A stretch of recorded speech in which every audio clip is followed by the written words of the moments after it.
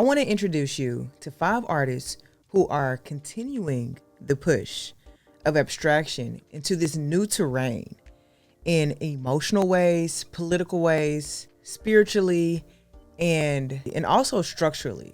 Today we're talking about Tamashi Jackson, Alterance Gumby, Turquoise Dyson, Oman, and Tony Lewis. We're going to talk about their aesthetics, their process, what their work feels like, and just as importantly, how they're positioned culturally, socially, and within the broader spectrum of the market. I'm always thinking about how art operates beyond the studio, beyond the practice, how it's received, how it's shaped through dialogue, how it builds legacy. So within this video, we're not just admiring what the art looks like. We're reading context, cultural memory, and market patterns. And here's what I want from you by the end of this video. I want you to drop in the comments and let me know, out of these 5 artists, who you resonate with the most and who you would like me to do a deeper dive on. Because honestly, I'm telling you guys about 5 today because I just couldn't choose one. These are 5 artists that I think you need to know, that you probably should have known, but it's a really good time to know them now. They each definitely deserve their own spotlight. But for right now, we're just gonna highlight each one of them. Also, don't forget to subscribe, okay? We're on our way to 15,000. Right now, we're sitting at 14,100 subscribers, which is incredible, amazing. Thank you guys for being here. I really appreciate it. Anyway, I'm Mariah Elise. This is Dear Glory, and this is a space where we create these different access points into the art world, into understanding the nuances of the art world. Who's in it, who operates in it, the artists, the collectors, the institutions, the galleries, and so on. Anyway, let's get to it. So let's begin with an artist who doesn't just focus on depicting history. She layers it with her work. She distorts it and she transforms it into this vibrant language of protest and preservation. Tamashi Jackson. Tamashi Jackson is using abstraction as both a political tool and an aesthetic strategy, if we must. She's not just making work for the sake of making work. She's building these new ways to see and see through. Tamashi earned her MFA from Yale School of Art, and she also studied at Cooper Union and the MIT School of Architecture. Her training in color theory and design is visibly foundational to the way that she's communicating and communicates complex policy histories through visual abstraction. She's exhibited at institutions like the Whitney Biennial, ICA Boston, and the Wexner Center, which I'm not very familiar with, but I'm learning about them as I learn about her. And she's received awards and fellowships from the Rauschenberg Foundation and Skowhegan School of Painting and Sculpture. Those type of awards and fellowships affirms her place as a critical thinker and a maker within this space. Now, her work is also held in collections like the Whitney Museum of American Art and the Studio Museum in Harlem, as well as the Baltimore Museum of Art. Now, to give you an idea of her aesthetic and approach, Tamashi Jackson works in color, she works in history, and also in transparency. And I mean that both literally and metaphorically. She's using these layered compositions, photo transfer, textiles, archival documents, and color fields to speak to the issues of race and policy and visibility. She connects civil rights history with contemporary abstraction, and she's translating policies into these visual poetics, touching on issues like redlining, voter suppression, and also housing inequalities. She's turning the archives into this atmospheric space with her work. She's using her work as a tool to teach us about these civil inequalities, these civil and these geographical inequalities. And her work is holding this very significant space and this very significant presence to make exactly what she wants to be heard, really heard and felt within the space, but while also giving this aesthetic entryway and access point into the information by being layered and structured and beautiful. She's a part of a lineage that links Alma Thomas, Howard Dina Pindell, and contemporary archival abstraction.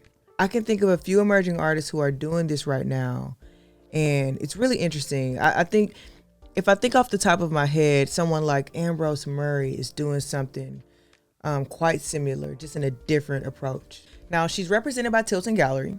Her market is strong, but still has a lot of room to grow. And institutions are collecting her.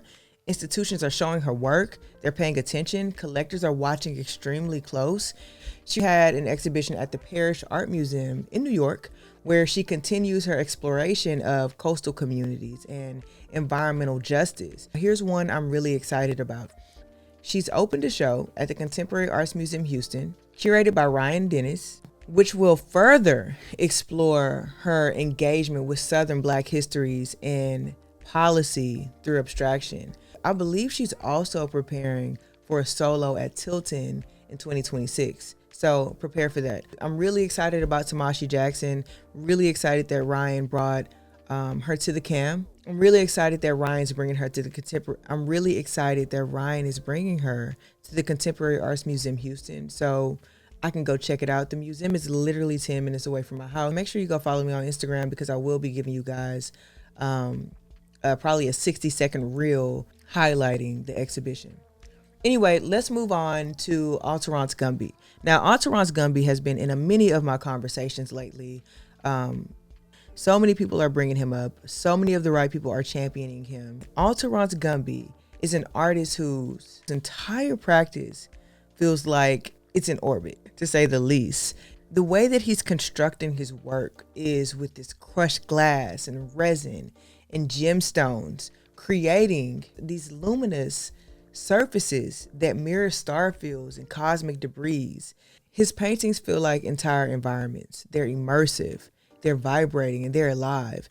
I could say the same even about just entering into his website. The last time I entered into this website, I don't know if it's still there, but there was this little head talking, and it was creating this atmospheric experience. And what I can tell about his practice just by the way that he approaches his artwork, his film, and all the things in between, that he is creating space for a world to be built.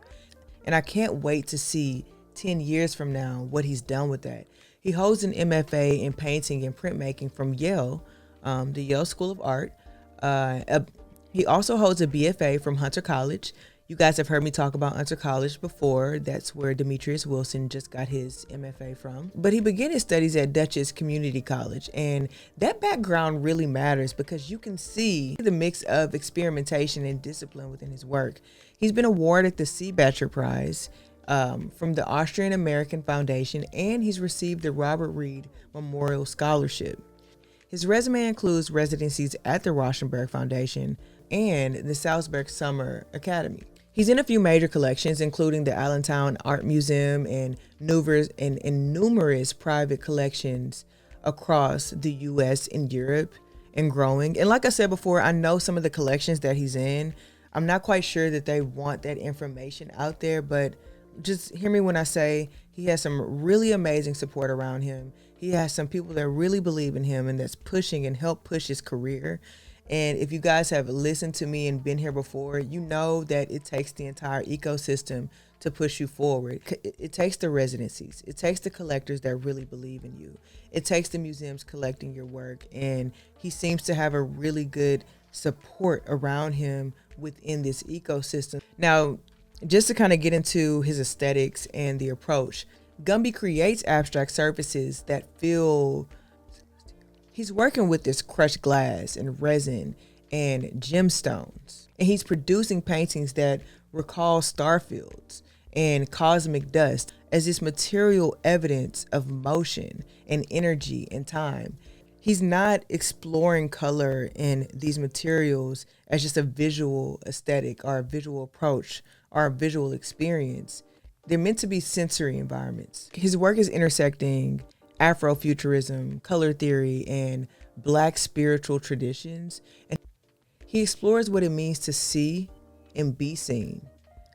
He explores what it means to see color and what it means to be color and what it means to be seen, not just visually, but cosmically, traditionally, politically. He's looking at color in these different constructs and thinking about how we move through color and how color is affecting our day-to-day lives, even as far as saying, as a Black person, how this color affects our day-to-day lives, how colors affect, yes, our mood, but also our experience in this world and in other worlds. He imagines abstraction as a form of liberation, a way to move beyond narrative into vibration. And I think that's really interesting.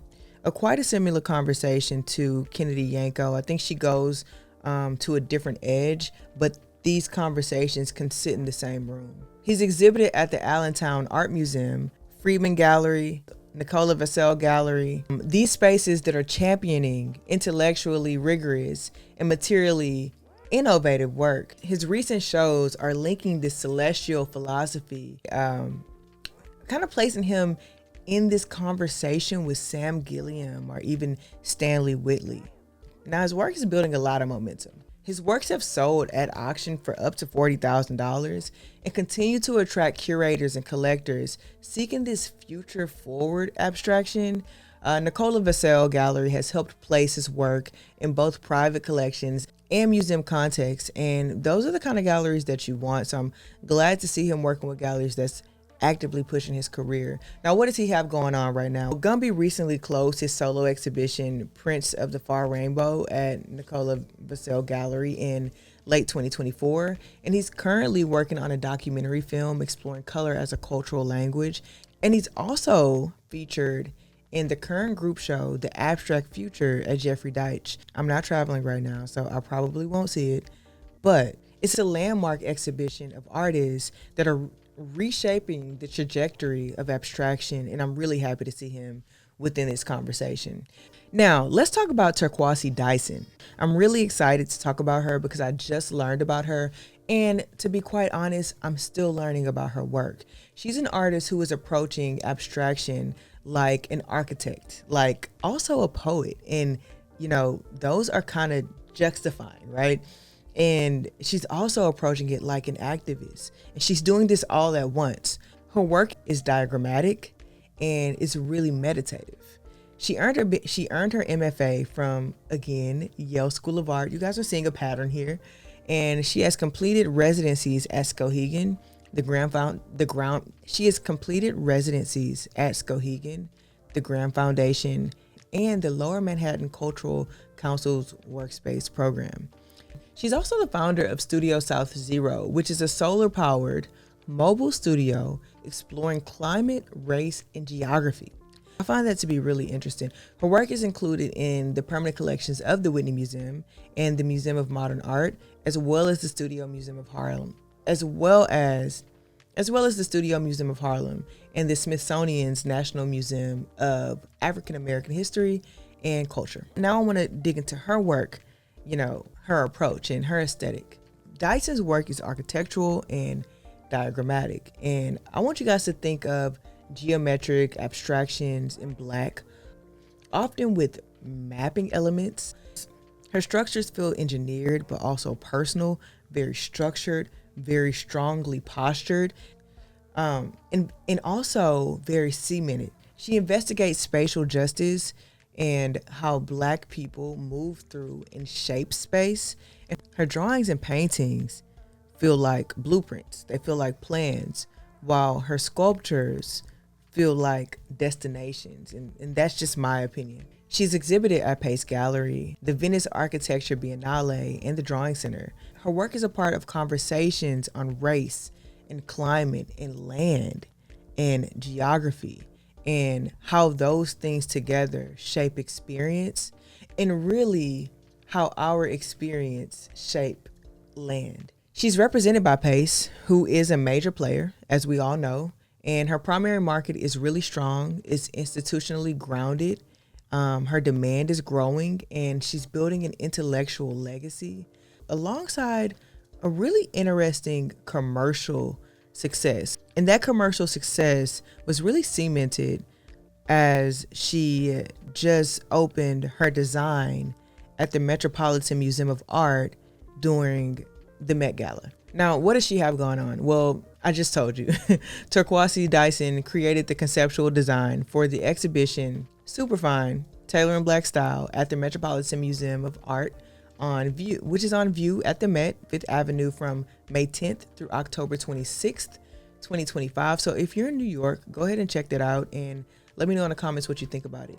Also, guys, while you're at it, let me know which one of these artists in the comments you would like for me to explore deeper, because right now I'm just kind of briefing you on who the artist is, giving you some key insights, and also showing you what their work looks like.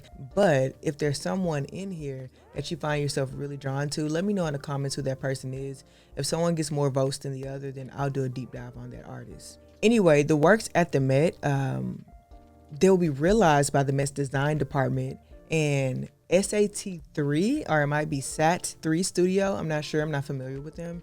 So I want to shift into the vibrant, intuitive world of Oman, and I just recently discovered her work as well. And guys, I want you to, and guys, and y'all, I need to remind y'all, I don't know all of the artists.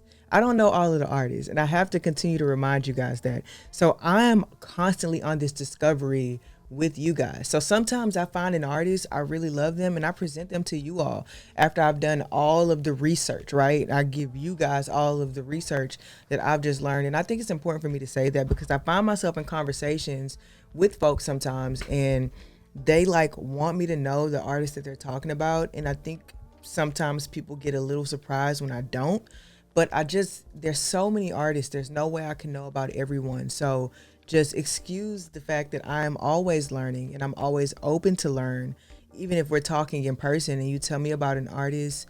I think it's okay for me to not know the artist. Just, educate me, and maybe it's someone that I can end up bringing to this channel. Anyway, I want to talk about Oman, and she's a self-taught Somali-born artist whose practice blends calligraphy, abstraction, and dream logic. Her visual language seems to chant a little bit more than it speaks, if that makes any sense to you guys. Anyway, Oman didn't attend formal art school, but she trained in traditional Arabic calligraphy in her youth. And you can feel that rhythmic mark making all over her canvases. Her work carries that mysticism of lived experience, spiritual, autobiographical, and borderless experience just transverses into her work. She's represented by both Hauser and Wirth and Nicola Vassell, and her work is already in major private collections across the globe. And while she hasn't followed this residency track, which is kind of refreshing, right? And I know I talk about the residency track, but for those artists that just can't seem to stick a residency, this is inspiration. She didn't follow a residency track. Her independence has become a part of her power, and the work is pure and direct, and it's self-defined, and it's not defined by all of these different practices that are around her. Her paintings often feature this intricate, geometric, cosmic-like grids and these bold symbols that are layered in this really lush color, and her marks are feeling automatic and ancestral and like spiritual maps of this intuitive space and these intuitive scripts that are coming to her. She's working with oil sticks and watercolor and acrylics, and she's building these compositions that hover between abstraction and personal myth making. She was born in Somalia and raised in Kenya and now works in upstate New York. And her work is channeling her diasporic identity and queer experience through her works of abstraction. Without relying on representation, she's creating this really deeply autobiographical type works that are carrying the energies of place and ritual and reinvention. If you know me, you know I really love a self-taught artist. And so I fell in love with her work, honestly, the moment I saw it. And that's why she's here. That's why I'm talking about her right now on this video. Again, she's represented by Hauser and Wirth and Nicola Vassell, which is a rare duality that's amplifying her reach across both institutional and collector spaces. Her work has been featured in the Venice Biennale and recent global exhibitions positioning her abstraction through the lens of gender and diaspora and identity. Her auction presence has surged since 2023, with Phillips selling works well over 50,000, and her primary market placements are really tightly managed, which is a good thing. And institutional acquisitions are increasing, placing her at a critical growth point. So she's someone to really watch right now. If you've seen her a long time ago, that is amazing, but it's not a bad time to start watching her career. Now, what does she have going on? She's currently featured in the Abstract Futures at Jeffrey Deitch. I mentioned that a little bit earlier. Alterance Gumby is going to be in that as well. She's going to be alongside artists like Alterance and Kennedy Yanko. So there's going to be a really great show and one to watch to actually know who the future of abstraction is going to be. She will also debut her first U.S. Museum solo exhibition. And After All the Things at the Aldrich Contemporary Art Museum in October 2025. Earlier this year, she held her first Swiss solo, A Fantastic Woman, at Hauser and Wirth in Zurich. And that presented new paintings and works on paper that further deepened her visual language. Now, let's ground ourselves in this graphite-charged, language wrestling world of Tony Lewis. Now, if Oman gives us intuition, Lewis gives us tension. His work is built on the edge of language, on the edge of gesture and constraints, and he earned his MFA from the School of Art Institute of Chicago, one of my faves. That academic grounding shaped his practice rigorously, conceptually, and charged with this material exploration. He received the Ruth Ann and Nathan. He received the Ruth Ann and Nathan Perlmutter Artist in Residence Award from the Rose Art Museum, where he created a site-specific mural called Plunder. His work lives in some of the country's most important collections.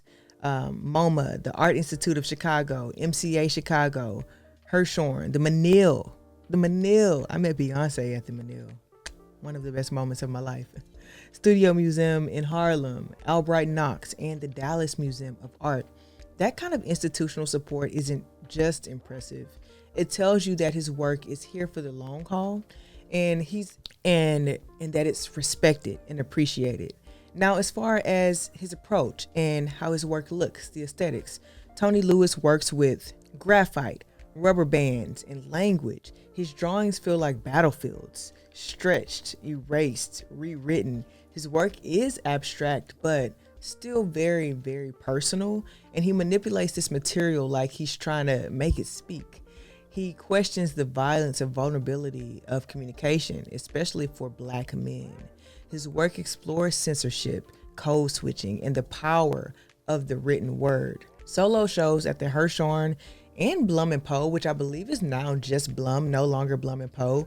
He's been included in group exhibitions that examine race, labor, and the politics of mark making. And he's been collected by major institutions, as we spoke about a little earlier. His representation by Blum, he has really strong collector interest in works on paper and installation, and his practice is blending conceptual rigor with formal innovation, which appeals to both curators and collectors. Now, what's up next for Tony Lewis is he's currently developing new work for a 2025 solo presented by Blum in Los Angeles, and he will participate in a major group show on language and abstraction at the Hammer Museum. Now, if you made it this far, you're probably someone who wants to go even deeper than this. So I want you to take a moment and come join us inside the Glory Collective on Patreon. It's where I share in-depth artists, breakdowns, market tools and insights, collector strategy, behind the scenes research, videos that you guys will never get here, curated lists and studio visits. And this is for whether you're an artist building your foundation or a collector shaping your legacy. I want you to visit the Glory Collective because it's where we do the real work, and we do it together, and we do it in a teaching style. I suggest you guys start with the Building Glory tier, or if you're ready to move with a deeper intention, the Mastering Glory tier for one-on-one guidance, strategy, and support. You don't have to navigate the art world by yourself. And I want to do it with you guys. And honestly, you shouldn't navigate it by yourself. And that's why I'm here giving you guys all of this free content here on YouTube. But if you want to go a little bit deeper, come over to the Patreon. As we close out this video, I want to leave you with a few questions. The kind of questions I hope you stay with for a long time. The kind of questions I hope stay with you long after this video ends. And it's, what do you really see when you look at abstract work? Is it mood? Is it memory? Is it method? Or maybe all of the above? What does it mean to collect with intention when you're collecting abstract work? And how are artists using abstraction today, not just to express, but to archive and to challenge and design new futures? These 5 artists are showing us that abstraction is alive, it's evolving, and it's carrying weight, cultural weight, market weight, emotional weight, significant weight. So let's keep this conversation going. Drop a comment and let me know, who should I dive into next? Which artist left you with the most to think about? And if you want to go deeper into context, again, make sure you guys join me at the Glory Collective over on Patreon. Again, guys, it doesn't matter to me if you're an artist, a collector, or someone just deeply enthused by art. I hope that Dear Glory becomes and is becoming your home, or is your home, and is a place for you to learn about the nuances of the art world. And yeah, we are on a road to glory together, and we're going to do it step by step. Anyway, I'll see you guys later. I have a call that I just missed, had a meeting at 3:30 and it's 3:36. So I got to go. Peace.